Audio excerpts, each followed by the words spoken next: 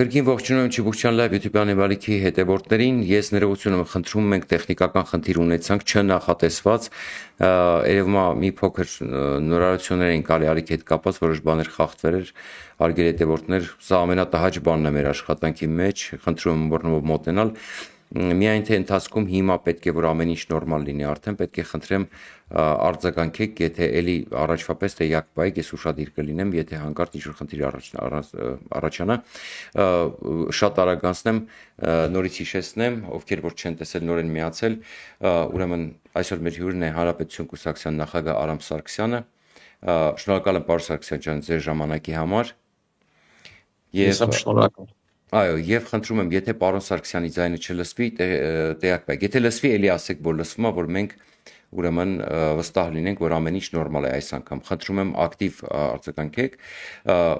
խնդրում գրեք, լսում եք պարոն Սարգսյանի ձայնը, թե ոչ։ Իսկ ես արագ ասեմ, ուրեմն քանի որ գիտեք, որ հիմա տեխնիկական խնդիրների պատճառով շատերը գնացին, խնդրում եմ արագ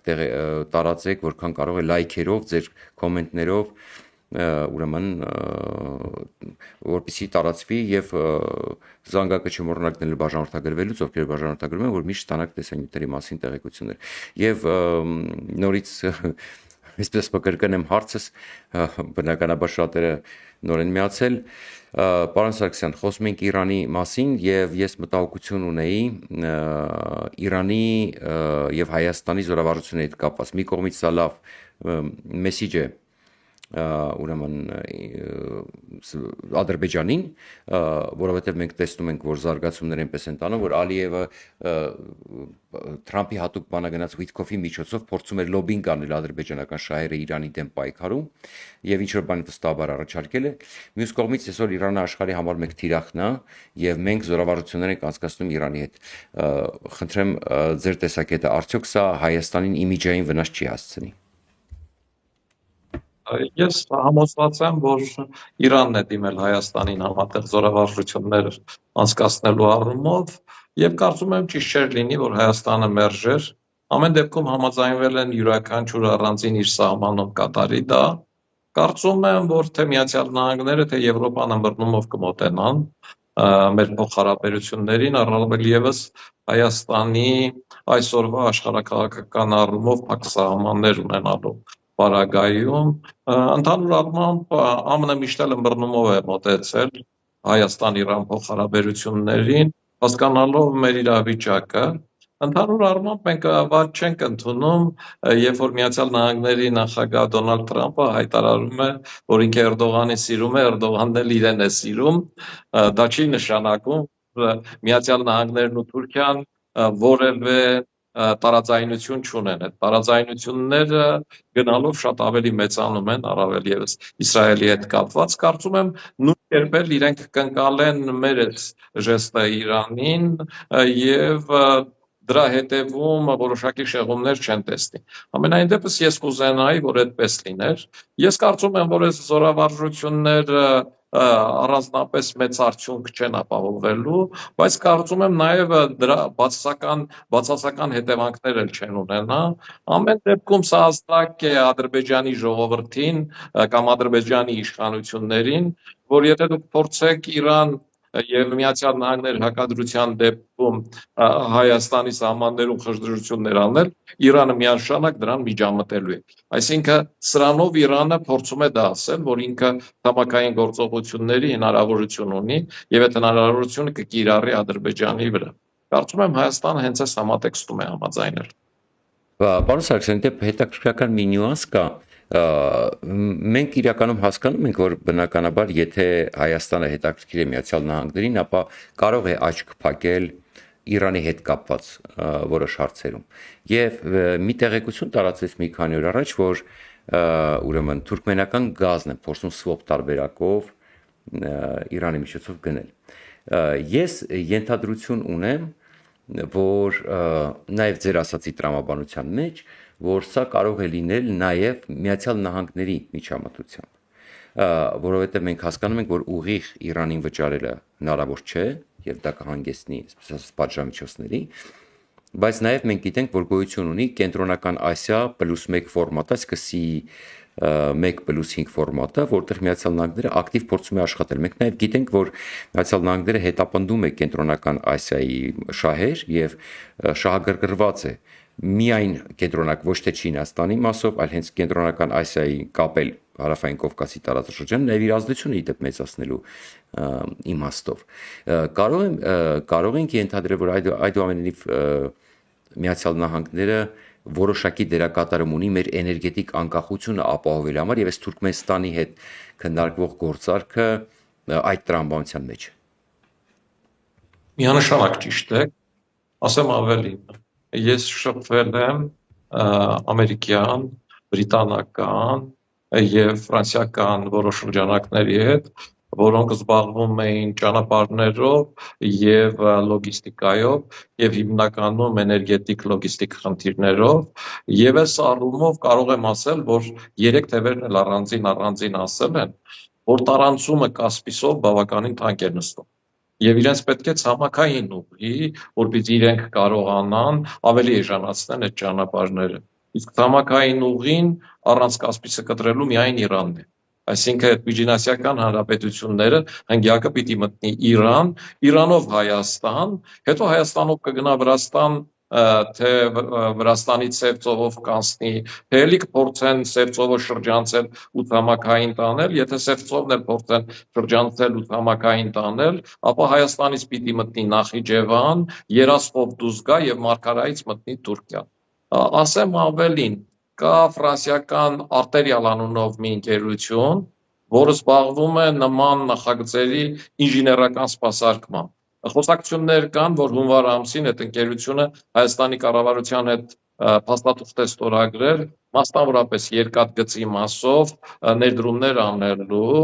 ավելին, որ կա ներդրումային ընկերություն եւ այդ ընկերությունը բանկային գործարքները անելու է Հայկական ագրիկոլ բանկի հետ եւ խնդիրը Մեղրիով անցնող 46.6 կիլոմետրն է, պլյուս Երացխավանից մինչև Մարգար անկած ճանապարհահատվածը, որում էլի հայտնվում է, որ արտերիալը մրցակից չունի, քանի որ այդ ճանապարհը ռուսական կամ հարավկովկասյան երկաթգծինն է, որի ժամկետը լրանում է 2028 թվին, եւ իրենք հակված չեն որևէ ներդրում անելու, հետեւաբար իրենք որևէ մրցույթի չեն մասնակցի։ Այսինքն, այս թեմաներով բավականին ակտիվ գործընթացներ է գնում։ Ես զարմացած եմ, որ դրանց սկսել է միջամտել եւ այդ ուղղությամբ լուրջ հետաքրքրություն ունեն ֆրանսիացիները, ովքեր հիմնականում հյուսիս-հարավի կողմնակիցներ էին եւ ովքեր միջանցքին կատեգորիկ դեմ էին, իրենք ուզում էին, որ ճանապարհը շրջանցի նաեւ Թուրքիան ու Ադրբեջանը, հիմա իրենք հետաքրքրված են նաեւ Երասխավանից Մարգար անկած հատվածով եւ պատրաստ են ներդրումներ անել Մեղրիի 46.6 կիլոմետրում։ Ասեմ, որ ամերիկյան կողմը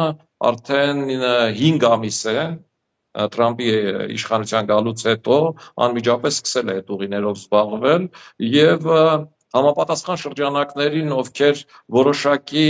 գիտելիքներ ունեն երկաթգծի կամ գազի տարանցման առումով Հայաստանում, այդ շրջանակների հետ շփվում են, ուղիղ շփումներ կան։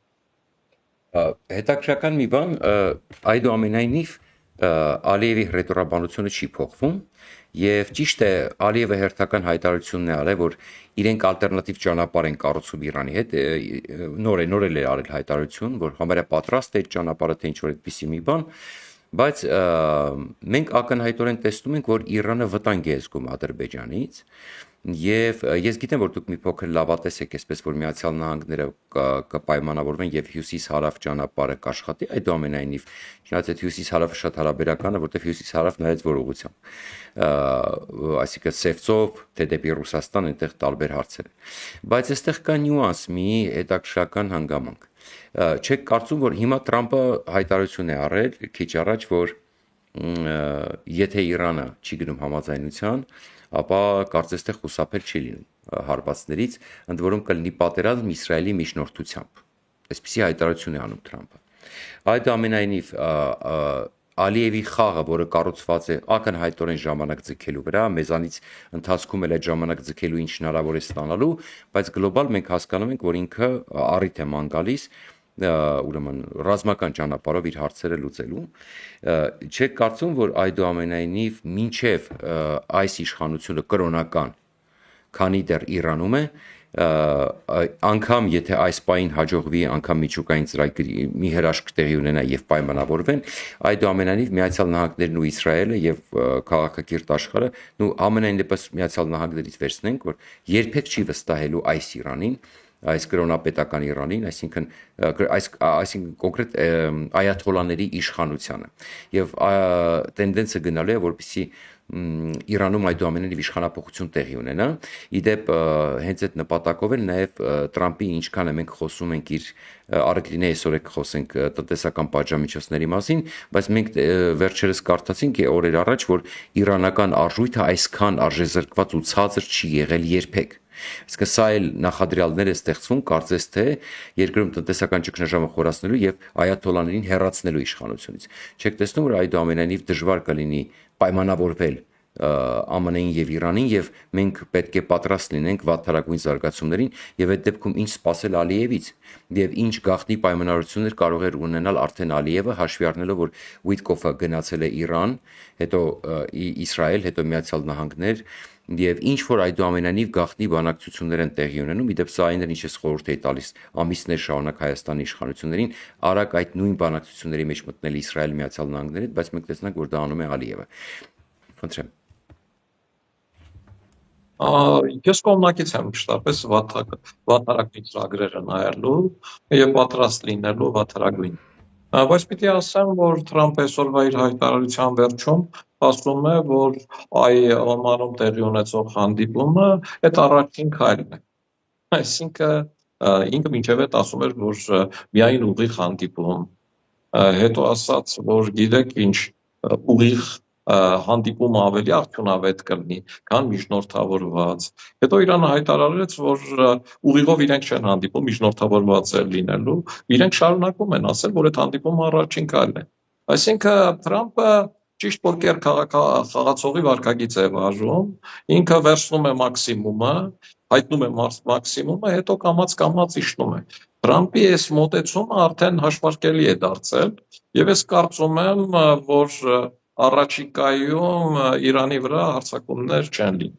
որ Իրանում մարդիկ սկսել են ավելի բաց ընդդիմանալ գործող իշխանությանը, որ կանայք բացարձակ արդեն առանց գլխաշորերի են ման գալիս, որ ասենք նախկինում եթե իրենց իշխանության դեմ ինչ-որ բան էին անում, նկարահանում էին թիկունքից կամ ոտքերից, որ դեմքը չերևա, հիմա բաց, դեմքները բաց, իշխանությանը դեմ են արտահայտվում։ Եվ որ Իրանում փողը արժեզրկվել է, որ Իրանում կարող է իշխանապողություն լինել, սրանում կասկած չունեմ, բայց Իրանը նաև լուրջ տնտեսական հզորություններ ունեցող երկիր է, լուրջ լոգիստիկ հնարավորություններ ունեցող երկիր է, եւ Միացյալ Նահանգների նախագահ Թրամփը շահագրգռված է այդ հնարավորություններից օգտվելու, այնպես ինչպես Ռուսաստանի իշխանություններն էլ Իրանի իշխանություններից լավը չեն, կարելի է համարել նույնիսկ վատն են, որովհետև Իրանը ինչ որ առումով գոնե ինքը պետական քաղաքականությամբ пассив է եւ անձամբ Իրանը որպես պետություն որևէ երկրի սուվերեն տարածք չի ներխուժում եւ հայտարարում է, որ ինքը ամբողջ աշխարհով մեկ կողմ է սուվերեն տարածքների, ճանաչված տարածքների պաշտպանությանը։ Ռուսաստանը այդ օրենքը խախտել է, բայց Միացյալ Նահանգները փորձում է Ռուսաստանի հետ Ռուսաստանի ունեցած բնական ռեսուրսները ճիշտ օգտագործել։ Եվ ես կարծում եմ, որ Միացյալ Նահանգները հիմիհակված է նաև Իրանում Իրանի ունեցած բնական ռեսուրսները ճիշտ օգտագործել։ Բնականաբար թե Իրանը, թե Եվրոմիությունը կուզենար, որ թե Միացյալ Նահանգները, թե Եվրոմիությունը կուզենային, որ Իրանում լինեին ժողովրդավարական իշխանություններ, այդ ազատությունները մեծանային, բայց տնտեսական են բարեվերումները, որոնք հիմի տեղի են ունենում աշխարհում, որոնք իրենց բնական հենքն ունեն իհարկե, ու պատահական չի, որ Թրամփի թիմը տվյալ քաղաքականություն է վարում, աշխարհում եղած բնական ռեսուրսների ճիշտ օգտագործման միջոցով է, որ հնարավոր կլինի հաղթահարել։ Հակառակ դեպքում այդ կդառնա անհնարին։ Սովորական բան ասեմ, այսօր Չինաստանը արդեն արգելել է հազվագյուտ մետաղների արտահանումը Միացյալ Նահանգներ։ Իսկ սա շատ լուրջ դուռ է բացում Հայաստանի համար։ Շատ լուրջ դուռ է բացում Հայաստանի համար։ Շատ լուրջ դուռ է բացում նաև Թուրքիայի համար։ Նման հնարավորություններ ունի նաև Իրանը, բայց ամենալուրջ հնարավորությունները, որ այսօրվա պարագայում հնարավոր է հենց վաղվանից սկսելու շահագործել, այդ Հայաստանն է։ Եվ ես կարծում եմ, որ Հայաստանը պիտի սրանից օգտվի։ Հակառակ դեպքում այն գadgetները, ինչ արտադրում է Միացյալ Նահանգները, դրանցից որևէ մեկը չի կարողանա Բայց մենք ունենք արդյոք այդ ազգագյուտ մետաղները, որքան պետք է Միացյալ Նահանգների եւ այդ քանակությամբ։ Իհարկե, Հայաստանի Հանրապետության թե Քաջարանի հանքավայրում, թե Սոտքում եւ թե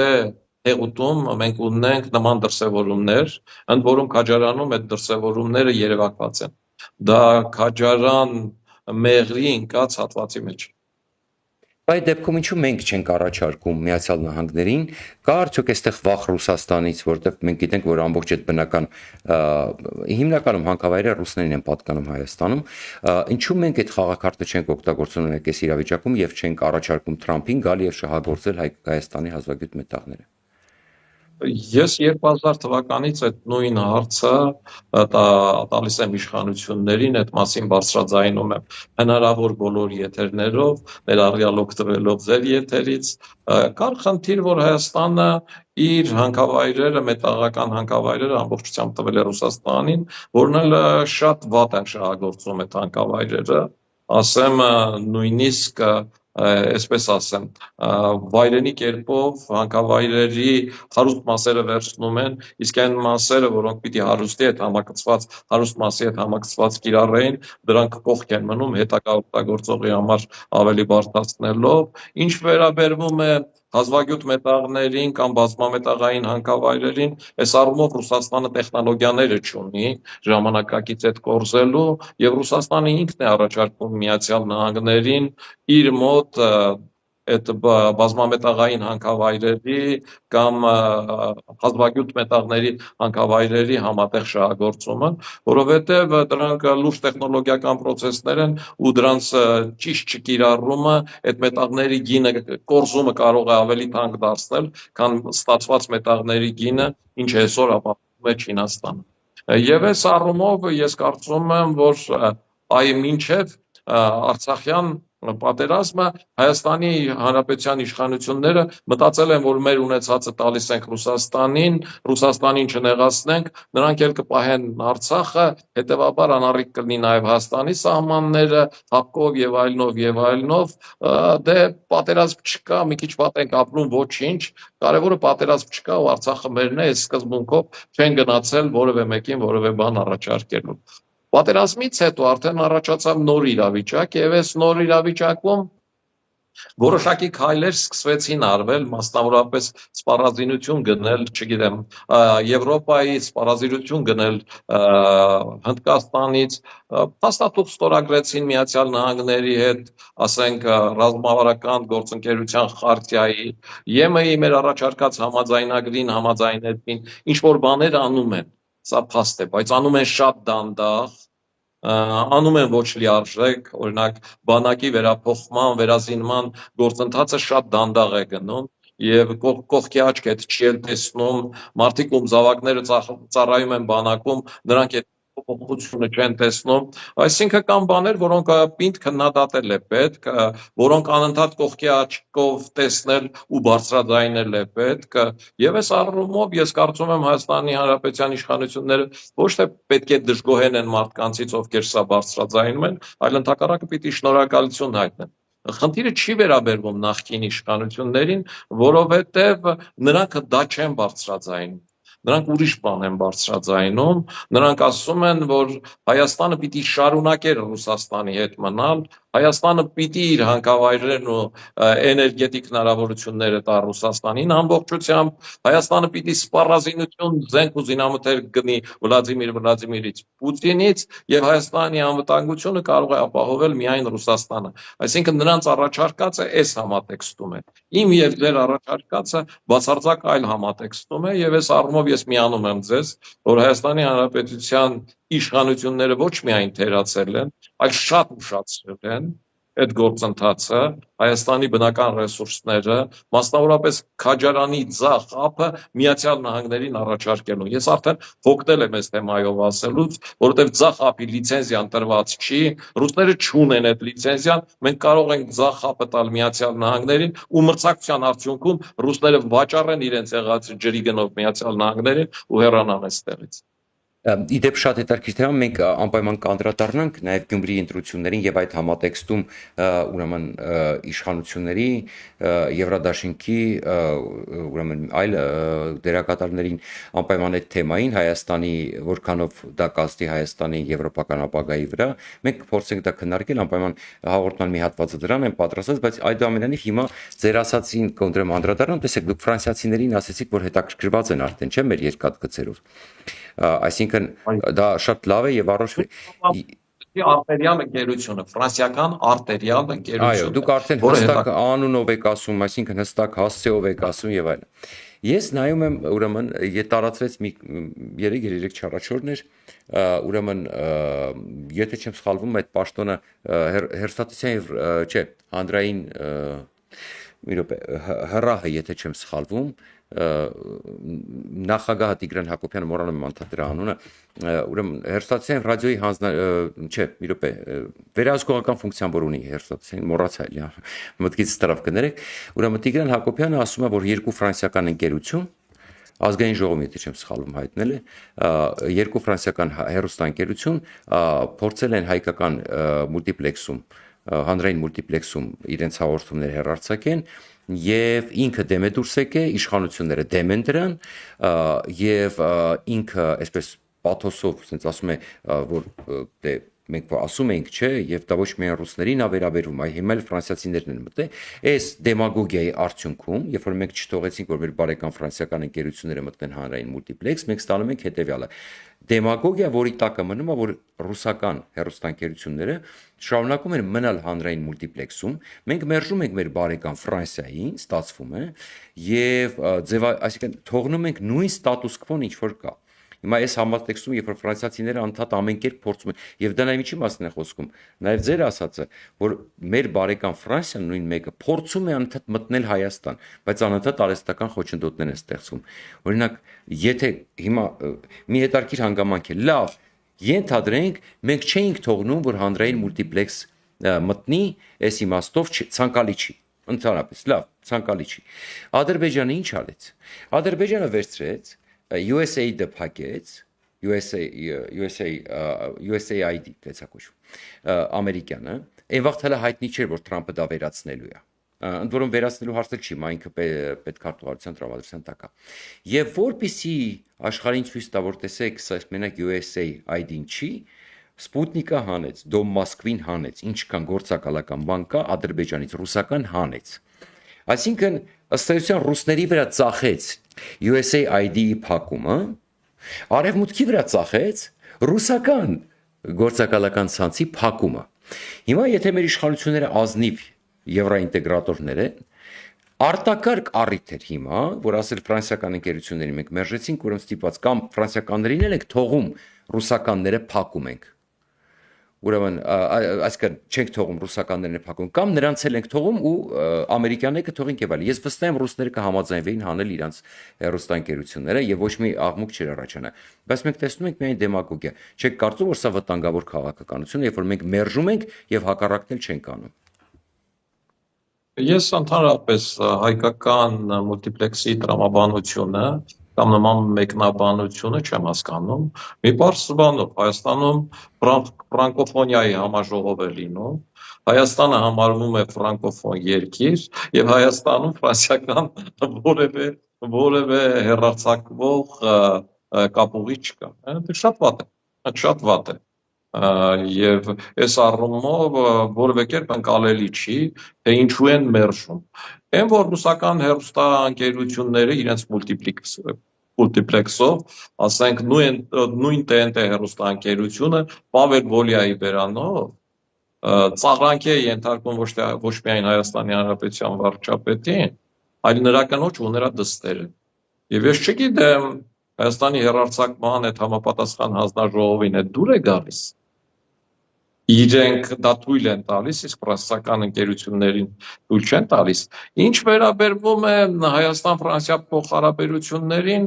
այստեղ ես կարծում եմ գործող իշխանության հարաբերությունները շատ ավելի սերտ է, քան իմը եւ ձերը, որ այդքան ջատագում ենք իրենց համար, փորձում ենք իրենց ներկայությունն այստեղ ապահովել, փորձում ենք իրենց շահերի համար կռվել։ Դա ակնհայտ երևում է նաև նրանից, որ երեկ Էմանուել Մակրոնը ճանաչեց Պաղեստինի պետությունը։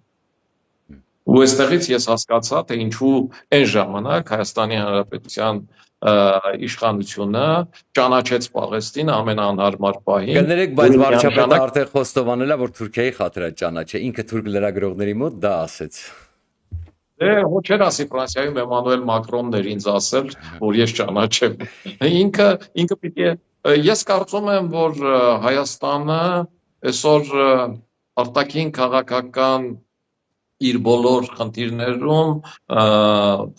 այսպես ասեմ, խորհրդակցում է կամ ավելի շուտ ճշտվում է Ֆրանսիայի հետ։ Այստեղ կա նախկինից եկող որոշակի տենդենց, նախկինում Մոսկվայի հետ էին ճշտվում, հիմա այդ տենդենսը մնացել է, իսկ ինչ կմտածի մեր գործընկեր Ֆրանսիան, եւ այդ առումով ճշտվում են եւ Հայաստանի Հանրապետության իշխանությունները վստահեցնում եմ, որ այդ առումով բացառիկ վստահություն ունեն ֆրանսիական իշխանությունների մոտ, ինչը Հայաստանի Հանրապետության ընդդիմադիր դաշտում գործող քաղաքական որևէ թեւ չունի։ Բայց դե այդուամենայնիվ, պարոն Սարգսյան ջան, ասում ենք Ֆրանսիա, բայց իրենք հենց գալիս է պահը, որ պետք է ամենակարևորը տան։ Ամենակարևորը ուրեմն քարոզչությունն է ըստեյության ժամանակակից աշխարհում։ Քարոզչություն կա, որ սուտ է, քարոզչություն կա, որ օգտակար է, ճիշտ է, նայած ինչի մասին է խոսքը։ Հիմա նույնիսկ ֆրանսիական հեռուստաընկերություններին թողելը, ընդ որում պարոն Հակոբյանը զբաղվում է նաև մեկ այլ դեմագոգիայով։ Դուք հիշում եք, որ ֆրանսիական հեռուստաընկերություն քարտեզն էին Հայաստանի, այսպես տեխնիկական պատճառով չէին նշել։ Եվ տեսեք ինչ դեմագոգիա, որ ասում է, կներեք, ասում է, բայց ինչ կլիներ Հայաստանի հասարակության մեջ, եթե հանկարծ այդ հաղորդումը գնար, ինչ պետք է լինի, երբևիցե ռուսներից ներողություն խնդրել ենք, տեսեք ինչ արագ ներողություն խնդրեցին, վերականգնեցին, ֆրանսահայությունը միանգամից ասեց մի արեք, պատահականություն է եղել, անմիջապես լսեցին, արձագանքեցին, ինչ պիտի լեր, ոչ մի բան էլ լավ կզգայինք, որ այդքան արագ արձագանքեցին, ինչի մասին է խոսքը, բայց այստեղ մի ուրիշ բան կա, մենք ինչ ենք տեսնում, ուրեմն ամենակարևորը ոչ միայն ռուսական հեռուստաընկերությունները ներկա, օրինակ ես հիմա տեսնում եմ, որ Ռուսաստանի նախկին մշակույթի նախարարն է Հայաստանում, ինչ որ Շվիդկոյը, ուրեմն տեսակ, ինչ որ Ուկրաինայի Ռուսաստանի հարցերով զբաղվող մի ռուս ուրեմն երևույթ է Հայաստանում, ուրեմն Ստաս Նամինները ու մնացածները եկած չեկած Պետրոսի հյուրն են։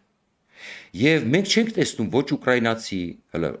ինչ Ռուսաստանից երրորդական, չորրորդական մի հատ փնտի պաշտոնյա գալիս է, կներեք, որ այդպես է մարտահայտվում, բայց այդպես է։ Գալիս են իրենց կեղտոտ նարատիվները, սոտերը հանրային եթերով հեռարձակում են, մենք էլ ուրախանում ենք, ինչ որ մարդիկ ուրախանում են, ծափ են տալիս, մենք տեսակ ինչ արեց Պետրոսը։ Պետրոսը թույլ տվեց, որ նա գա իր կեղտոտ նարատիվները հանրայինով ասի։ Եվ սա շարունակական process է, բայց մենք չենք տեսնում ոչ ֆրանսիական ինչ որ ուրեմն հյուրեր այդքան շատ, ոչ ուկրաինական հյուրեր, ոչ ամերիկյան հյուրեր։ Սա էլ չէ խոսում ըստ էության իրական տրամաբանության մասին։ Այսինքն սա էլ է խոսում, թե ում հետ են ավելի շատ խորհրդակցում, չէ՞ որ վերջերս Լավրովի հետ էին էլի խորհրդակցում 2-3 անգամ։ Սա ձեզ չի անհանգստացնում, ընդ որում սրանք գալիս են, ինչ որ ինձ ասեցին, որ միջև էդի միջոցից տեղեկացրին, ինչ որ ռուսական խումբ է եկե, ինչ որ բաներով են զբաղված, ինչով են զբաղված Աստված գիտի, ինչ որ քարոզչությամբ, ինչ որ հանդիպումներ ունեմ իրաց հետ, չգիտեմ, Գրիբոյեդովյան, Լազարևյան ակումբներին։ Արդյոք սա անհանգստացնող չի։ Չէ՞ որ ռուսները հիմա ամեն ինչ փորձելու են անել, հատկապես հաշվի առնելով, որ USAID-ին փակվել է, այստեղ միջոցները մի փոքր պակասելու են ամերիկյան կողմից, փորձելու են օգտվել արդից, չնայած նրանք գումար չունեն, որ ծախսեն, բայց արդյոք այս այցերը, այս վիճակը, այս քարոզչությունը հիմա էլ տեսակ ջերմուկում են նոր կենտրոն ուզում բացեն, սա ինչի մասին է խոսում։ Միանշանակ կիսում եմ ձեր տեսակետը, որ տեղեկատվական պատերազմում, ինֆորմացիոն պատերազմում եւ ռոպագանդիստական պատերազմում մենք միանշանակ պարտվում ենք եւ այդ պատերազմում ցավոք սրտի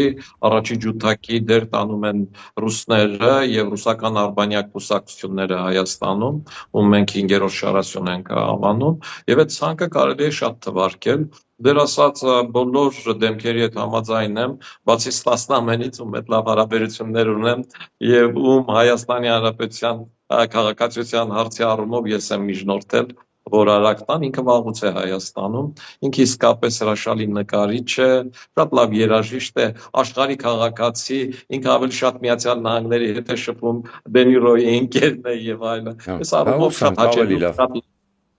շատ լավ մարդ է ու բացարձակ է ցանկի մարդ։ Այսինքն ռոպագանդայի մաս չէ ինքը, կարծում եք։ Բացարձակ ռոպագանդա, հակառակ ռոպագանդայի։ Հավատացեք, որ այն մեղադրանքները, ինչ դուք հնչեցնում եք, ինքը կրկնակի ավելի է հնչեցնում։ Հա, հասկացա։ Դե դուք շփվել եք, չէ, դե քանի որ Շվիդկոյի այդ, չգիտեմ, անունն էլ մոռացա այդ մի պաշտոնյա, երկու իրար այդ պատվիրակություն կա Ռուսաստանից, ինձ թվաց նայել է իրենց, այդ չգիտեի, հա։ Չէ, ինքը վաղուց Հայաստանում է ապրում։ Ուկրաինայի պատերազմից հետո ինքը լքեց Ռուսաստանը։ Այսինքն ինքը չի այո, դրա համար որոշեցի, որ Ստասնամենի շեշտեմ, որ ինքը դասից չի, ինքը հակառակ դասից է։ Մնացած առումներով ամբողջությամբ կիսում եմ ձեր տեսակետը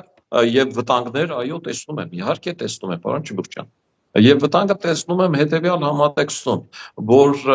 Ռուսաստանը այսօր հույս է տեսնում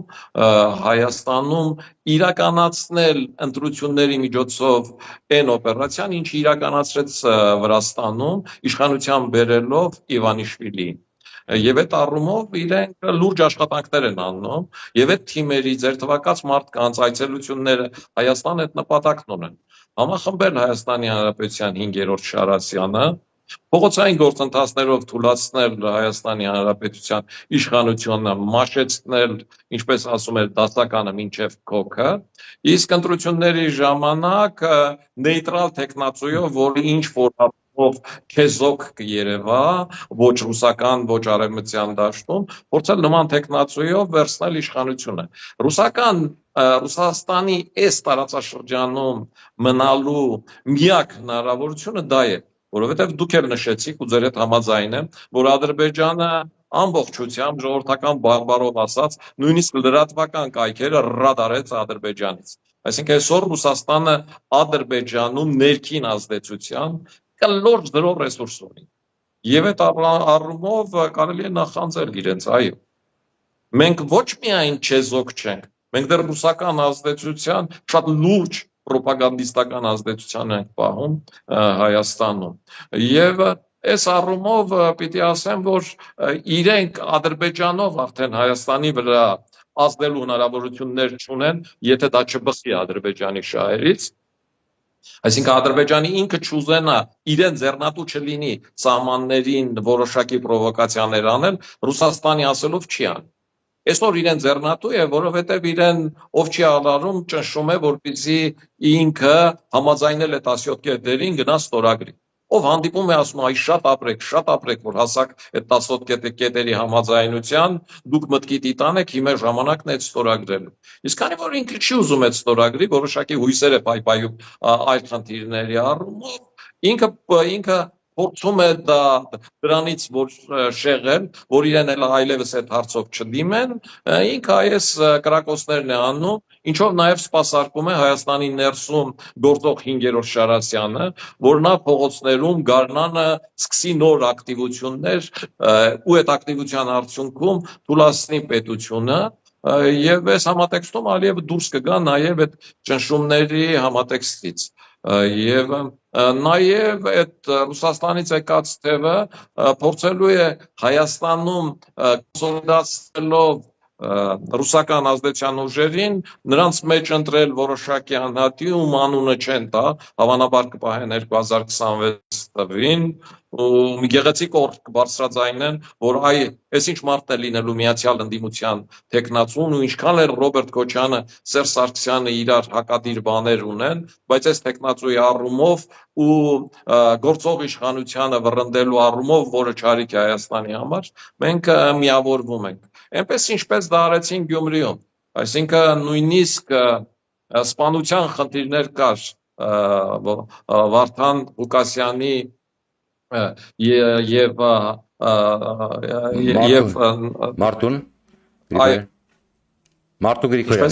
Մարտուն Գրիգորյանի։ Եւ եւ Մարտուն Գրիգորյանի միջև, բայց իրենք ընդհանուր հայտարարի եկան, այնպես էլ 2026-ին ռուսական ազդեցության 5-րդ շարասյան ուժերը Ռուսաստանի հորդորով ընդհանուր հայտարարի կգան, թեկուզ եթե իրենք իրար ատում են։ Դրա համար Հայաստանի Հանրապետության դաշտում գործող իրական հայրենասեր մարդկանց, ովքեր զբաղվում են քաղաքականությամբ, ովքեր զբաղվում են լրատվական գործունեությամբ, ովքեր զբաղվում են հասարակական գործունեությամբ, միավորվել է պետք եւ կոնկրետ խնդիրներ է լուծել պետք, թույլ չտալու, որ խնդիրները նախ վերածվեն սև ու սպիտակի, եւ Գյումրիի փորձը ցույց տվեց, որ խնդիրները փորձվում է վերածել սև ու սպիտակի դաշտ եւ այդ վերածողը միայն իշխանությունը չի, նաեւ հակառակ թևն է եւ նրան ձեռնատու է նման մոտեցում կիրառելը եւ փորձել այդ համատեքստում ռուսական ազդեցության գործունեության հնարավորությունը մաքսիմալ փոքրացնել։ Օրինակ այդ առումով ինչ որ դուք բարձրաձայնում եք, շատ ճիշտ բան եք անում։ Այսինքն մենք փորձում ենք այսօրվա պարագայում հակադարձենք ռուսական ազդեցությանը Հայաստանի ներսում եւ Հայաստանի իշխանություններին մղենք արևմտյան եւ եվրոպական ուղղություններով ավելի արագ ու ինտենսիվ քայլեր անելու։ Այս է այսօրվա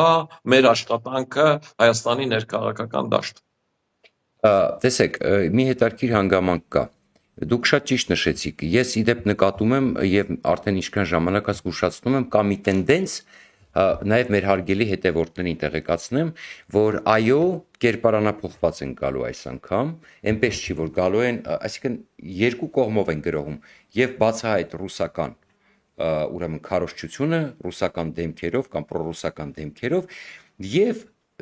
նոր տենդենսա, օրինակ բացում են եվրոպական անունով մեդիա,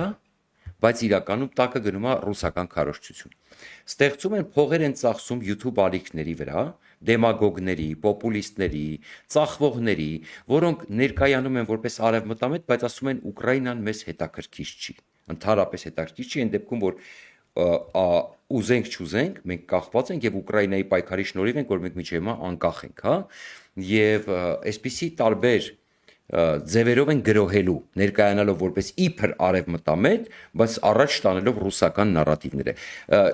Ուրեմն խայծը չուտեք, Ռուսաստանին էլ են փնովելու, բայց անենց չէ, որ ի վերջո դուք հասկանաք, որ հիասթափություն, ապաթիա առաջացնեն ձեր մոտ։ Բայց հիմա այս առումով ես ուզում հասկանամ։ Այո, եթե իշխանությունները հասկանում են այդքանը, դրա հետ մեկտեղ հասկանում են, որ այդպիսի ալիքներ են ստեղծվելու, այդպիսի քարոզչություններ տալու։ Համ բացահայտ թողում են ռուսական ռազմաբազան, որը Գյումրիում հենց իշխանությունների ակնարկով ձայներ ապահովեց Վարդան Ղուկասյանի համար։ Թողում են բացահայտ հադրային մուլտիպլեքսում ռուսական հեռուստաընկերություններ, չեմ ասում կաբելայիններով են ինչքան գնում։ Ես իդեպ կգնամ իմ տպա, այսինքն հիմա ամփոփում եմ, փորձում եմ հավաքել, ես մի փոքր ամփոփում կունենամ Ամերիկայից, ուրեմն իմ տեսածի եւ այլն։ Բայց Հայաստանը ըստ էության ինչ որ ես հիմա տեսնում եմ, ցավոք սրտի ռուսիֆիկացված է։ Ազատ գալիս մտնում են, ինչ ուզում անում են, դուրս են գալիս, այսինքն տեսեք, եւ ըստ էության ինչ է ստացվում, մինչև այդ մենք ասում ենք, վայ, պահենք իշխանություններին, ռուսները չգան չվերցնեն։ Բայց տեսնում ենք, որ իշխանությունները արդից օգտվում են ըստ էության, որ մենք բոլորս պիտի պահենք։ Մենք էլ ասեցինք, մի պահենք, ոչ, մի րոպե կներեք, քայլերը կանեք, ձեզ պարկեշտ կպահեք, մենք էլ կաջակցենք ձեր բոլոր պարկեշտ քայլերին, ազնիվ։ Հա, բայց մենք ինչ եք տեսնում, իրանք տեսնում են, որ այսքան ժամանակ նարկին ներկայի վրա են խաղում, հիմա մենք Գյումրիին ենք այսպես սաղուն մոտենում։ Ասում ենք չի աշխատելու, այդ խաղը մի օր կանգնելու է, մի արեք այդպես, հա։ Նույնն էլ հիմա ենք ասում, մի արեք այդպես։ Հիմա ըստ էության իրենք էլ հույս ունեին, որ այդ նախկին ներկա կամ չգիտեմ, ռուսները կգան, հեսա իշխանություն կվերցնեն։ Իդեպ ասեմ, նույն իրենց հոգևոր հայր Լևոն Տեր-Պետրոսյանը, գիտեք, չէ, շատ են սիրում, նույն այսպես Աննա Հակոբյանից բռնած, Նիկոլ Փաշինյանը ցաղորը Վանոյին ցիտում, չգիտեմ, եւ այլն եւ այլն։ Իրականում իրենց հոգևոր հայրն է Լևոն Տեր-Պետրոսյանը, դա իմ կարծիքն է, իմ խորին համոզմունքն է, հա։ Ասում էր, Ռուսաստանը աշխատում է գործող իշխանության հետ Հայաստանի։ Այսինքն աշխատելու է, եթե 100% չիմանա, որ չի կարա հեղափոխություն անի, չի անի, միշտ իրանք աշխատել են գործող իշխանությունին ճնշելու վրա։ Հիմա այս իրավիճակում արդեն չես հասկանում, իրանք հատուկ են դա անում, միտումնավոր են դա այդ ամեն ինչը թողում, որպեսզի մենք ցած խղճանք, ասենք եկեք ձեր պահենք։ Այսինքն այս ամեն ինչը տեսնելով, արդյոք ճիշտ չի, դուք միավորման մասին խոսեցիք, որ մենք ոչ թե սկսենք ասենք դե այս խեղճ իշխանության էսական ռուսները կանեն ուրիշներին կբերեն, այլ պետքա ձևավորել մի միավորում, որը պետքա ասի ոչ Նիկոլ Փաշինյանին, ոչ Սերժ Սարգսյանին, ոչ Ռոբերտ Քոչարյանին, ոչ ռուսներին։ Մենք ենք հավակնում իշխանության, որպեսզի անենք սա։ Հստակ Հայաստանը գնում է դեպի Եվրոպա, Հայաստանելու է այս քայլերը։ Նիկոլ Փաշինյանն էլ արդեն բավականաչափ իշխանությանը պետք չի, որ այդքան մնա իշխանության, նա էլ արդեն լճացել է, չնայած լճացած եկել էր, էական դա չի։ Բայց արդյոք ճիշտ չի, որ տրամաբանությունը փոխվի, ոչ թե մենք սկսենք խղճալ ու աջակցել այդ իշխանությանը, որ հանկարծ չգան վատերը չվերցնեն իշխանությունը, որտեղ իրենք կոմպետենտ չեն ակնհայտորեն շատ հարցերում, դուք եք դա նշում։ Այլ այսպիսի տրամաբանություն ստեղծվի եւ դուք էլ իդեպ սա Գյումրիի ընտրության հետևանքներն է, էլի։ Դուք էլ ոչ թե այսպես փորձեք շատ ժամանակ այսպես այդ տրամաբանության մեջ, որ ռուսները չգան չվերցնեն, այլ ըստ էության դուք էլ իշխանություններին ասել, որ դուք ձեր դարն ապրեցիք, դուք ոչ մի բան չարեցիք, եւ այդ ընդդիմության տեղն էլ չզիջեք Ռոբերտ Քոչարյանին ու Սերժ Սարգսյանին, այլ դուք դառնաք այն ընդդիմությունը, որը պետքա բոլորին հանի այդ դաշտից։ Խնդրեմ։ Կամ ամենավերջից նախ ասեմ, որ Գյումրիում հենց այդպես էլ վարվեցինք, ասենք միավորվում ենք, ոչ նախկիններ, ոչ ներկաներ։ Նախկիններն էլ են վատ, ներկաներն էլ են վատ ու խնդիրը գնաց այդ առումով։ Այն ինչ որ դուք առաջարկում եք, դա վերաբերվում է մարտավարությանը, ընդդիմության գործունեության մարտավարությանը, որին ես լավ տեղյակ եմ, հետևում եմ ձեր եթերներին, գիտեմ ձեր տեսակետները, եւ այս առումով եթե կամ ամենասկզբից Հայաստանի Հանրապետության հիմնական դժբախտությունը նրանում է, սկսած Լևոն Տեր-Պետրոսյանից, որ բոլորը համարում էին, որ Հայաստանի առաջ ծառացած խնդիրները, իսկ համար մեկ խնդիրը Լեռնային Ղարաբաղն էր, խնդիրների լուծումը Ռուսաստանում եւ բանալիները ռուսների մոտ են։ Եվ ցավոք սրտի Լևոն Տեր-Պետրոսյանը հանրային հեռուստատեսությամբ հայտարարեց, որ այդ բանալին ռուսները կարծես կորցրել են, կամ իրենք արդեն կորցրել են, բայց իր թիմը շարունակում է այդ բանալին տեսնել ռուսների մոտ։ Եվ այն թևը ամբողջությամբ է գնում, իսկ այդ թևին սպասարկում է ահռելի մի մեքենա, ռուսական պրոպագանդիստական մեքենան, Ռուսաստանում գործող բիզնես շրջանակներով, տեղում ունեցած աշխատատեղերով։ Գյումրու հաղթանակը նաև այդ աշխատատեղերի հաղթանակն էր, ովքեր փոխսեփականություն ունեն։ Փոխսեփականություն ունեն միայն նախկինները։ Նորերը դեռ չեն հասցրել այդքան հարստանալ, մեր նմանություններ այդ աշխատատեղն ու սեփականությունը չունի։ Հետևաբար մենք հստակ ամրագրված ձայներ չունենք, մեր ձայները միայն գաղափարական են։ Եվ այս առումով առաջինը, որ խնդիր դրեց ու սպիտակների, այդ խնդիր դնողը ոչ թե Նիկոլ Փաշինյանն է եղել, ոչ թե Հայկ Մարությանն էր, որ այդ բարձրաձայնեց ապրիորի։ Դա ռուսական տեխնոլոգիա էր, որը կիրառվեց 21 թվականի ընտրությունների ժամանակ եւ որը բարձրաձայնեց Ռոբերտ Քոչարյանը, ասելով, որ հաղթելու տարբերակը կոնսենսուս մինուս 1-ն է։ Այսինքն ամբողջ Հայաստանի քաղաքական դաշտը պիտի կոնսենսուսի գա մինուս 1 անելով Նիկոլ Փաշինյանին ու այդ պարագայում գործող իշխանությունը կհեռանա։ Ընդհանրապես ռուսական քաղտեխնոլոգիան այդ համատեքստն ունի, որ իշխանություններին փոխում են կամ հեղափոխությամբ, կամ կոնսենսուս մինուս 1 հանրային բոլոր զանգվածների ամբողջականացնելով։ Եվ դրա համար է, որ իրենք չեն թողնում, որ իրենց երկրում հանրային կոնսենսուս ձևավորվի, որ այդ կոնսենսուս մինուս 1-ը չառաջանա։ Եվ այդ ժամանակ Ռոբերտ Քոչարյանը այդ կարգախոսով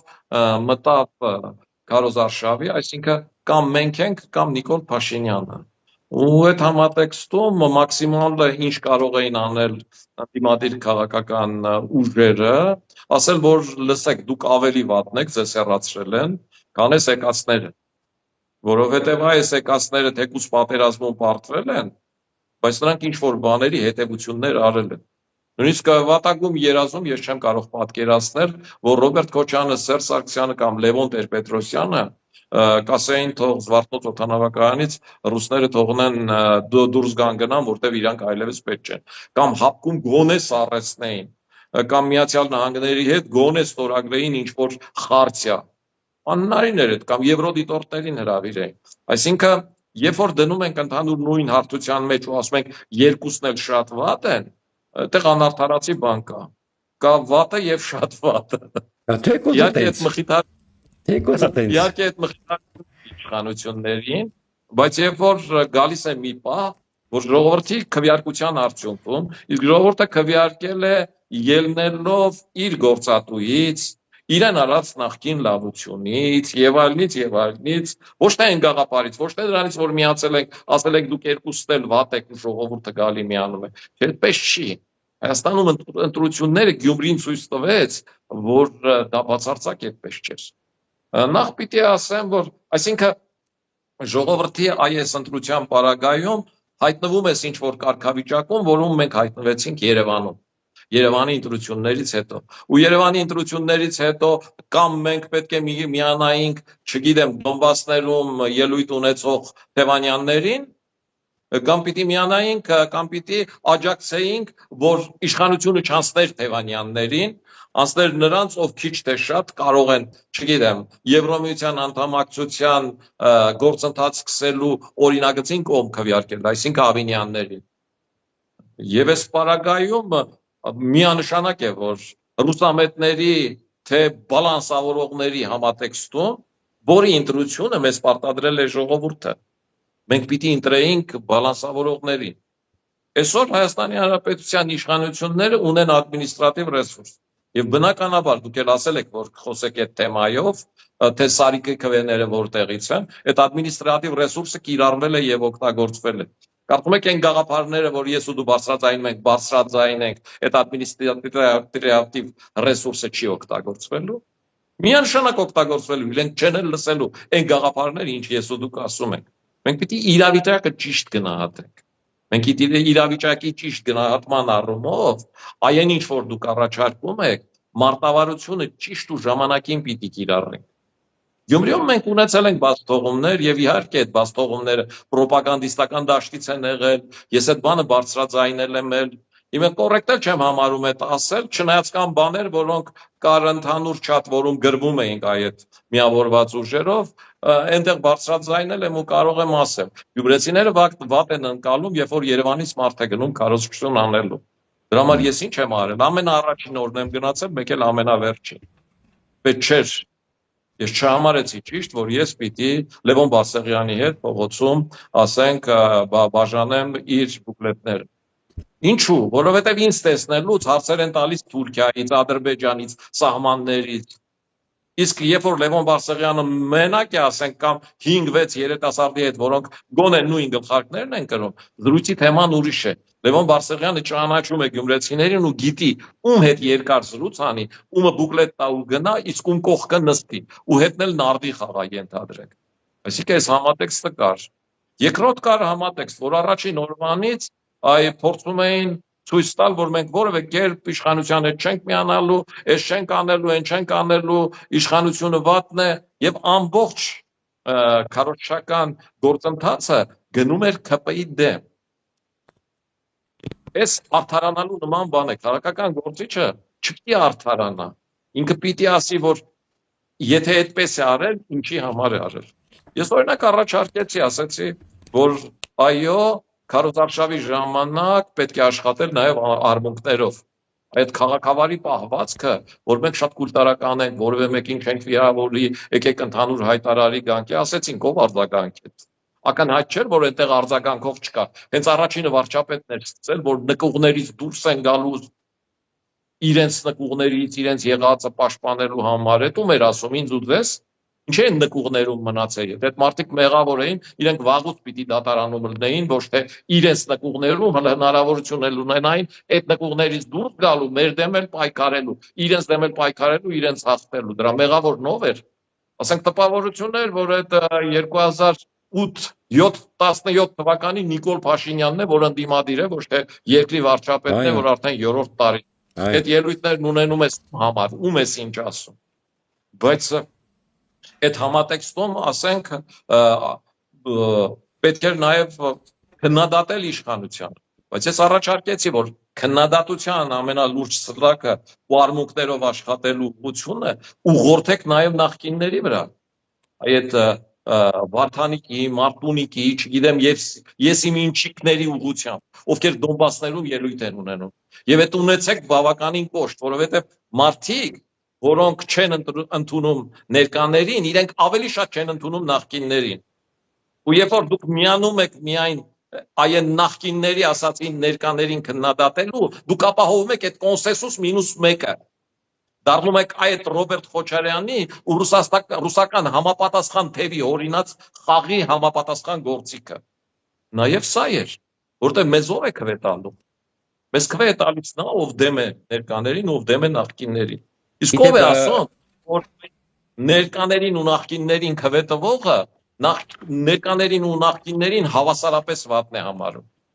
Դրանք ներկաների հետ Պողոցում քայլել են Գյումրիից մինչև Երևան։ Ես չեմ քայլել, իրենք են քայլել։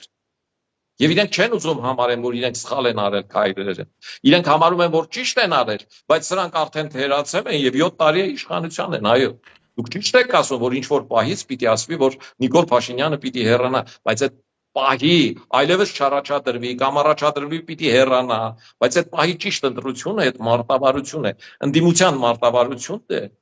որը ջեր կարևոր է, ես բազմաթիվ անգամներ ասել եմ, կախված է արտաքին քաղաքական գործոններից ու առաջին հերթին Ուկրաինայից։ Ուրեմն որ դուք ասում եք կան այ կայքեր, որոնք եվրոպական անունների տակ դուրս են եկել ռուսական են պահում, դրանք նայում են, թե արևմուտքը ինչ կանի, կհաղթի, իրենք կդառնան եվրոպական, ձեզանից, ինձանից էլ շատ։ Կասեն, որ մենք թերացել ենք, չի հաղթի, իրենք կդառնան ռուսական։ Իրենք սերմացու գողացող մկներ են, իրենք միշտ այդպիսին են եղել։ Իրենք կողքից սերմացու տանող մկներ են, որտեղ իրենց հայրենիքը չի հետաքրքրում, իրենց հետաքրքրում է իրենց եսը, իրենց տեղը այս աշխարհում ու այս փոքրիկ Հայաստանում։ Հետևաբար այս համատեքստում շատ էական է, թե Միացյալ Նահանգները, որպես աշխարհի գերտերություն, այն քայլերը, ինչը որ անում է, ինչքանով դա մեզ ձեռնատու կլինի, ինչքանով կապահովի 2026 թվականի ընտրությունների ժամանակ արևմտյան ուժերի տեսլականը ավելի Հայաստանի համար դրական ընկալելու համապատասխան դաշտ։ Եթե այդ դաշտը լինի ու այդ դաշտը ընկալվի, վստահեցնում եմ ձեզ, մենք կհաղթենք գործող իշխանությանը։ Մենք կունենանք ավելի շատ քվե, քան իրենք ունեն։ Եվ այդ դեպքում իրենք կմիանան մեզ։ Բնականաբար Սերժ Սարգսյան, Ռոբերտ Քոչարյանը մեզ չեն միանալու կոալիցիա մեր հետ կազմեն, որ մենք դառնանք իշխանության, բայց նրանք կմիանան մեզ։ Ես կարծում եմ, որ խորհրդարանական համակարգում 50+1 ոչ մենք, ոչ գործող իշխանությունները, ոչ նախկինները չեն հավաքելու։ Գյումրին էլ դա ցույց տվեց։ Չի լինելու այս համակարգում 50+1 հավաքող չի լինելու։ 50+1 հավաքում են հեղափոխությունից հետո, եւ որ հեղափոխություն է լինում։ Դրանից հետո կամ երբ որ ամբողջ դաշտը համախմբում է, չգիտեմ, համախմբում է մի գաղափարի շուրջ, արտաքին ճշնամու շուրջ, ուրիշ պարագայում չի լինում, չի լինելու այդ 50+1-ը։ Այս հաշվարկները անել է պետք։ Այս հաշվարկների համատեքստում պետք է տեղ թողնել համագործակցության, ընդհանուր հակառակորդին դեմ կանգնելու առումով։ Այդ ընդհանուր հակառակորդը այսօր իմ համար Ռուսաստանն է ու Ադրբեջանն է։ Եվ այդ Ռուսաստանին ու Ադրբեջանին հակադարձելու խնդիրը այսօր իմ համար ես համարում եմ համարում եմ ամենաէականը։ Այսինքն մենք ռուսական այդ թևերին, որոնք գալիս են Հայաստան, որոնք Հայաստանում իրենց գործակալական կամ 5-րդ շարասյան միջոցով Հայաստանում գործընթացներ են ծավալում, մենք պիտի շատ պինդ ու արմունկներով հարվածենք նրանց գաղափարական մոտեցումներին, որ գիշեր-ցերեկ ասում են, այ վերադառնանք նոյեմբերի 9-ին, հեսա պատերազմ է սկսելու։ Այսօր Բաղարիևն ինչ է ասում։ Ասում է կգնամ Իրանով, չի ասում։ Հեսա մտնելու եմ ու վերցնեմ։ Եթե նոյեմբերի 9-ին երրորդ կետը չանեք, մտնելու եմ վերցնեմ։ Այսօր ասում է կգնամ Իրանով։ Բա մի ամիս է ժողովրդին վախեցած այն մարդիկ, ովքեր երեխեք ունեն բանակում ծառայող, դուք չեք պատկերացնի ամեն այս կարգի խոսակցությունը այդ մարդկանց գիշերները քնելուց ինչ վիճակի մեջ է դնում։ Մի ամիս է ժողովրդին այդ ձև պահելը ոնց էր խղճի վրա չի ածվում։ Մենք պիտի դրանց այդ տեսակներին պինդ հակադարձենք։ Այսինքն մենք պիտի հակադարձենք ռուսամետներին, Եվ մենք պիտի նաև քննադատենք գործող իշխանություններին դանդաղ գործունեության համար, դատական համակարգում չգործելու համար, արդյունաբերական պոտենցիալը ճիշտ չօգտագործելու համար, արևմուտքի հետ ճիշտ քայլեր չանելու համար, ընդառաջ առաջարկներ չանելու համար, հեռուստաստուդիաներ չբացելու համար, Միացյալ Նահանգներին չդիմելու, ասենք բազմամետաղային կամ հազվագյուտ մետաղների հանքավայրերը տրամադրելու առումով, ճանապարհները տրամադրելու առումով եւ այլնով եւ այլնով։ Ինչ վերաբերվում է ապագայի նկատմամբ կստացվի թե չէ, համոզված եմ որ կստացվի, որովհետեւ այն ինչ որ ներկայացում է Թրամփի մասով երևակայական առումով ընդհանուր համատեքստում ես գնահատականները տալիս եմ գործընթացներից ընդհանուր համատեքստում բացի Ուկրաինայի մասից մնացած ամեն ինչով ես դրական տենդենսներ եմ տեսնում Ուկրաինայի մասով ամենայն հավանականությամբ Միացյալ Նահանգների իշխանությունը հաշվարկեց որ կարող է միջուկային պատերազմ սկսել Եվ քանի որ եւ որպեսզի այդ միջուկային պատերազմը չսկսի եւ ինքը նաեւ Չինաստանի դեմ պայքարում ունենա Ռուսաստանի լոյալությունը կամ լավագույն դեպքում աջակցությունը, այս խնդրում փորձեն որոշակի զիջումներ գնել։ Մնացած առումներով այն ինչ որ անում է, ասենք կոնկրետ Հայաստանի մասով։ Միացյալ Նահանգների այսօրվա իշխանությունը համարեց, որ նախորդ իշխանությունների հետ ստորագրած խարտյան ուժի մեջ է։ Միացյալ Նահանգների այս իշխանությունը պետք քարտուղարության համապատասխան ներկայացուցով Բաքվում ասաց, որ խաղաղության համաձայնագիրը պիտի ստորագրեք, դեռ բանտարկյալներին էլ գերիներին էլ պիտի բարձ թողնեք։ Ինչ վերաբերվում է Պանամայի ջրանցքի մասով եւ, չգիտեմ, Գրելանդիայի մասով։ Ինքը բնականաբար Դանիային ասում է, որ չինացիներից գրդոն անելով Գրելանդիան մի տվեք չինացիներին եւ ռուսներին։ Իսկ չինացիները, եթե հիշում եք, 2020 թվականին, երբ որ Ֆրանսիան ՄԱԿ-ի անվտանգության խորհուրդ մտցրեց Հայաստանի դեմ պատերազմը դադարեցնելու դեմքը վիարկեց։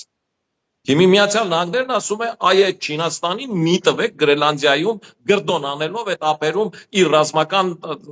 ներուժը օգտագործել։ Պանամայում ասում է մի տվեք ռուսներին ու չինացիներին այդ Պանամայի ջրանցքը իրենք չեն բացել, որ ռազմական ուղիներով մեր դեմ օգտագործեն։ Եվրոպայի մասով Թրամփի վարած քաղաքականության արդյունքում Եվրոպան եկավ հետևության, որ իրեն առանձին ռազմական պոտենցիալ է ունենալ պետք, որ այդտեղ ներդրումներ անել են պետք, ՆԱՏՕ-ից դուրս, ինչի ՆԱՏՕ-ից դուրս, որտեղ ՆԱՏՕ-ում Թուրքիա կա, իսկ Թուրքիան տրոյական ձի է Եվրոպայի համար, այս դրական է, թե բացասական է, միանշանակ դրական է։ Երկրորդ ամբողջ աշխարհը այնքան թուղթ փող էր տպել, որի տակ որևէ բանով ապահովված չէր, որ այսպես թե այնպես գները թռնելու էին ու ամեն ինչ պայթելու էր, ու դա դառնալու էր անկառավարելի։ Թրամփի տնտեսական թիմը հիմի որ գնում է այդ քայլերին, գնում է գոնե կառավարելիության միջոցով այդ խնդիրները լուծելու։ Եվ այս համատեքստում է, որ ես տեսնում եմ, որ Իրանի ու Ռուսաստանի պոտենցիալը Միացյալ Նահանգները փորձելու է օգտագործել, որովհետև կան նյութեր, որոնք եթե ճիշտ չկիրառես, ճիշտ չօգտագործես, չկարողանաս դրանից օգտվել, ամեն ինչ կանգանալու է։ Այսինքն գործընթացներ են, որոնք ժամանակի մեջ դրական արդյունքներ են տալու։ Եվ այս դրական արդյունքների համատեքստում ես գտնում եմ, որ մենք ճիշտ ուղղություն ենք վերցրել ներքաղաքական կյանքում դեպի Միացյալ Նահանգներ եւ դեպի Եվրոպա գնալ։ Եվ շատ ուրախ եմ, որ միջին-միջանցքի պարագայում, եթե կար Ֆրանսիա, մեր բարեկամ Ֆրանսիա եւ Միացյալ Նահանգներ հակադրություն, այսօր մեր բարեկամ Ֆրանսիան նույն միջին-միջանցքի համատեքստում փորձում է իր արտերյալ ընկերությամբ ոչ միայն մասնակից դառնալ, այլև ֆինանսական միջոցները ինքը դնել։ Իսկ նախկինում դրանով հետաքրքրված էին միայն Միացյալ Նահանգները եւ բրիտանացիները։ Ճիշտ ասած ես բանի հարցում այդքան բան չեմ, լավատես չեմ, մի քիչ այս խաղը ինձ ավելի բարդ է թվում ու ավելի խորամանկ, բայց տեսնենք եւ Ռուսաստանի եւ Իրանի հետ կապված, Ռուսաստանի հետ կապված էլ ես ճիշտ է այդ խաղերը Ուկրաինայի հետ կապված կան, բայց ես Ուկրաինայի հարցով եմ լավատես, հաշվի առնելով Եվրոպայի օժանդակությունը, Ուկրաինայի զինված ուժերի տոկունությունը, բայց ես վերջում ուղղակի կարճ կուզենայի մի բան հարցնել, պարոն Սարգսյան, տեսեք, դուք ռեսուրսներից խոսացիք, շատ կարևոր հարց։ Երևի ամենակարևոր հարց, որ ռեսուրսները մնացել էր ում ձեռը որ կային։ Ես դա միշտ եմ ասում։ Իսկ քաղաքականության մեջ մենք լավ հասկանում ենք, որ ռեսուրսները շատ բան են որոշում ժամանակակից քաղաքականության մեջ։ Գյումրիի օրինակով։ Հիմա ինչ ունեցանք մենք։ Մենք ըստ էության կամ տվյալ դեպքում դուք Եվրադաշինքը ընդհանրապես ունեի գաղափարական, չէ, բան, այսինքն հենք։ Դա ձեր դիտումներն են, ձեր անդամների, այսինքն այն մարդիկ, ովքեր ներգրաված են process-ի մեջ, իրանց դիտումներն են, որոնք իդեպ քիչ չեն, որ եթե մենք գումարում ենք, ես դա մի անգամ եմ շեշտել, դա 100,000-ավոր դիտումներ են եւ ըստ էության եթե մենք համատում ենք դա քոչարյանական, սերժական, պրոռուսական ուժերի հետ, ըստ էության կարող ենք նաեւ համարձակ ասել, որ ուրեմն երևի թե ավելի շատ են օրինակ ձեր համախոհների այդտեղ կոնկրետ դրության ժամանակ դիտումները շատ-շատերից, քան օրինակ Վարդան Ղուկասյանի ու իր կողմնակիցների դիտումները։ Բայց ինչ է տեղի ունենում։ Ստացվում է հետեւյալը, որ ժողովուրդը ձեզ լսում է, ձեր կողմնակիցներին լսում է, բայց ուրեմն կամ մեր ժողովուրդը չի ձեզ լսում, այսինքն ուրիշ ժողովուրդը ստացվում է ձեզ լսում, կամ այդ ռեսուրսները գործի են դրվում, վերջում մարդիկ լսած բան ամեն ինչ մոռանում են, որովհետև վախենում են Վարդան Ղուկասյանից, վախենում են Մարտուն Գրիգորյանից, վախենում են իդեպ այդ նույն ռեսուրսները այսօր տիրապետում են օրինակ իրանց սիրելի բանկի սիրելի կառավարիչը Ռուսաստանի ամենահայտնի բիզնեսմեններից մեկն է եղել։ Այդ է ստացվում։ Ռեսուրսները, բիզնեսմեններից շատերը կապված են Ռուսաստանի հետ եւ բնականաբար Փաշինյանի կողքը նստած լոբինգ են անելու Ռուսաստանի հետ հարաբերությունները։ Նույնն էլ այսօր նույն Գյումրիում, նույն վստահ եմ բոլոր տեղերում, սկսած են մոռացված Հովիկ Աբրահամյանից, որ վստահ եմ տակից լավ էլ իշխանությունը եւ ռեսուրսները ամենտեղ պահում են։ Այս դեպքում ըստ էության, երբ որ պետքա 7 տարի հետո Հայաստանում լիներ գաղափարական պայքար, գաղափարական հենքի վրա, բայց մենք ուր ենք գնում, այս նույն տրամաբանության գնալու ենք հանրապետական ընտրություններ, որտեղ դուք խոսալու եք, ես խոսալու եմ, մյուսը խոսալու է, բայց վերջում մարդիկ գնալու են ընտրեն վախով, փողով, ինչ որ տակից քարոզչությամբ կամ տակից ինչ որ աղբերական, եղբայրական, չգիտեմ, թայֆայական մոտեցումներով, այս ուր ենք մենք հասնելու 26 թվականին։ Կարող եմ ասել, որ խնդիրները չի ուզենա այդքան մոտ երակներով տեսնել, շատ կուզենայի, ես ամբողջությամբ Ուկրաինայի կողմնակիցն եմ, ես Ռուսաստանին համարում եմ ագրեսոր, ես շատ կուզենամ, որ Ռուսաստանը այդ պատերազմում պարտվի եւ կոշտ պարտություն ունենա, Աստված որ ձեր ասածով լինի, ես այստեղ տեսնում եմ, որ Միացյալ Նահանգները որոշակի զիջումներ է գնում, նույն Ռուսաստանի ունեցած էներգետիկ ռեսուրսները օգտագործելու առումով։ Ինչ վերաբերվում է առաջիկա ընտրություններին այդ ռեսուրսներն, այո, ձեր նշած բանկի կառավարիչը իր բանկի բոլոր աշխատողներին ասելու է գնացեք ու ընտրեք ես ինչին, ու անկախ նրանից այդ մարդը ձեր հարցազրույցը լսում է, ասում է ապրի Չիբուխչյանը, այստենց էր իր ասածը, բայց միևնույն է գնում է ընտրում է հակառակ ուղղությամբ, որովհետև այդտեղ ինքը 480,000 աշխատավարձ է ստանում եւ իր տունն է պահում եւ վախենում է հանկարծ իմանան, որ ինքը ուրիշ մեկին է ընտրել, աշխատանքից կհանեն։ Բայց գնալով ժամանակի մեջ ես տենդենսը տեսնում եմ, որ փոխվում է։ Եվ այդ փոխվելու ապացույցները կարող եմ ասել հետևյալը։ Մենք օրինակ Երևան քաղաքում 11.2% քվե հավաքեցինք։ Ինչպես հավաքեցինք։ Այստեղ շատ էական նշանակություն ունի տեխնացուն, ում ես առաջադրել։ Արտակ Զեյնալյանը անխոցելի էր։ Իր անցած կյանքով, կենսագրությամբ, հայրենիքին տված ծառայությամբ, մոտեցումների լակոնիկությամբ, ձեռք բերած վստահությամբ մարդկանց մոտ համակրանք առաջացրեց եւ մարդիկ գնացին Արտակ Զեյնալյանին անձին նաև քվե տվեցին ոչ միայն գաղափարին։ Օրինակ մենք Թումանյան համայնքում 51% քվե ենք հավաքել եւ այդտեղի համայնքապետը մերն է Թումանյան Սուրենը։ Իմիջիայլոց թե Հովանես Թումանյանի, Լերանտ Մատեոսյանի ազգականն է եւ պիտի ասեմ, որ այդ քվեն ամբողջությամբ Թումանյանինն է, Սուրեն Թումանյանինն է, որովհետեւ ասել, որ Թումանյան համայնքում կիսում են եվրոպական արժեքները, այդքան էլ այդպես չի։ Լոպեցի են իրենց համար, ինչ-որ արժեքներ կիսում են, բայց իրենց Սուրիկին են սիրում։ Նույն ասենք Մեղրիում, շատ լավ դուք ճանաչում եք մեր Բագրատին Զաքարյան, զինվորական նախկին գնդապետ համակրելի տղա է եւ իր խոսքը նաեւ իր առումով քվեների առումով ճիշտ բան է բերում։ Այստեղ շատ էական է ընտրություններին մասնակից տեխնացուն։ Ով ինչ մարտավարություն է ընտրելու, դեբատներում ինչպես է իրեն պահելու, որովհետև կա մի շատ կարևոր հանգամանք, ինչը ես ու դուք պետք է հաշվի առնենք։ Դա այն 52% մարդներով չի մասնակցել քվեարկությանը։ Հասկանում եք, Հայաստանի Հանրապետությունում մարդիկ չեն գնում ընտրատեղամաս քվեարկելու։ Մենք պիտի կարողանանք այդ 52%-ին, Հավատը վերադարձնել։ Հավատուրեմ չեն Այո, հավատում ոչ մեկին։ Այո։ այդ բանկիրի հետ, որոնք կապ չունեն Վարդան Ղուկասյանի հյուրանոցի կամ իր ունեցած հացի բռի հետ, այս մարդիկ կապ չունեն, որտեվ եթե կապ ունենային, ստիպած գալու էին իրենք էլ քվեարկեին, իրենք կապ չունեն։ Իրենք չեն հավատացել Վարդան Ղուկասյանին, բայց չեն հավատացել նաև ինձ։ Իրենք միգուցե չեն էլ նայել մեզ, իրենք հոգնել են այդ նայելուց, իրենք հոգնել են քաղաքականությունից։ Եվ որոշակի իրավիճակներ կան, որոնց պարագայում իսկ համապետական ընտրությունները այդ հնարավորությունը տալիս են։ Մարդը ստիպված մտնում է քաղաքական դիտումների դաշտ։ Տեղական ինքնակառավարման ընտրությունները չեն տալիս այդ խնդիրը։ Տեղական ինքնակառավարման ընտրություններում մարդը նայում ասում է, եթե այս մարդը դառնա, ես կոնկրետ ինչ կունենամ, ու այդ սկզբունքով էլ գնում է քվեարկության։ Իսկ եթե համապետական ընտրություններ են, պետության իշխանության պիտի ընտրվի։ Այստեղ մոտեցումները մի քիչ ուրիշ են, եւ այս առումով ես լավատես եմ, լավատեսությունս հետեւյալում է, որևէ պարագայում ռուսական ազդեցության որևէ ուժ իշխանության չի գալու։ Իրենք չեն լինելու հաջորդ իշխանությանը, ինչքան էլ իրենց չճղեն։ Ես լավատեսական նոտերը փորձենք ավարտել, այո, մենք ժամը անցանք, շնորհակալ եմ պարոն Սարգսյան ջան, մեր նպատակը պետք է լինի, որ մարդիկ ընտրեն ամենայն հարգանքով, կարող են շատ լավ այսպես անձեր կան եւ այլն, բայց ոչ թե իրենց Պողոսին, իրենց Պետրոսին, այլ գաղափարով։ Եվ որտեղ մեզ նայում են նաև արևմուտքից, իրենք Եվրամիության չեն ուզում մարդիկ, ովքեր ընտրում են իրենց, չգիտեմ, բաբկենին, իրենք ուզում են մարդիկ, ովքեր ընտրում են ըստ ծրագրի, գաղափարի, մոտեցման եւ շատ ավելի ուրեմն կիրթ պետք է լինի մեր հասարակությունը այս առումով։ Շնորհակալ եմ ձեր ժամանակի համար, շնորհակալ եմ, որ ուրեմն երկրորդ անգամ այսպես միացան մեր հետևորդները, խնդրում եմ տարածեք, լայքերը չմոռանաք, որքան կարող է, որպեսզի հնարավորինս շատ մարդ կարողանա դիտի այս եթերը եւ մինչեւ նոր շուտապույտ հանդիպում, հաջողություն։ Եվ նոր հանդիպում ստեսյուն։